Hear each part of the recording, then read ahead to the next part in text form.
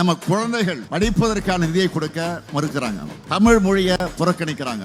கடந்த சில ஆண்டுகளா தமிழ்நாட்டுக்குள்ள கலவரத்தை உண்டாக்க எப்படிப்பட்ட சதி திட்டங்கள் எல்லாம் போட்டாங்க.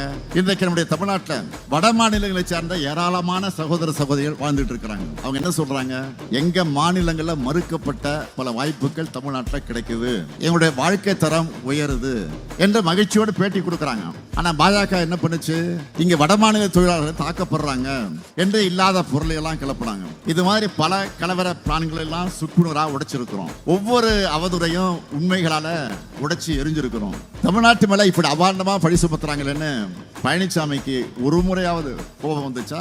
ஒடிசா மாநிலத்துல வாக்கு வாங்கணும்னு தமிழர்களை திருடன்னு சொல்றீங்களே, இது என்ன நியாயம் என்று பழனிசாமி பொங்கி எழுந்தாரா? மதுரை கோவைக்கு மெட்ரோ ரயில் தரமாட்டோம்னு அடாவடித்தனம் பண்றாங்களே, பழனிசாமிக்கு ரோஷம் பொத்துக்கிட்டு வந்துச்சா? 10 வருஷத்துக்கு மேல செங்கலா எய்ம்ஸ் மருத்துவமனையை இன்னும் கட்டுறாங்களே, பழனிசாமிக்கு ஆத்திரம் வந்துச்சா?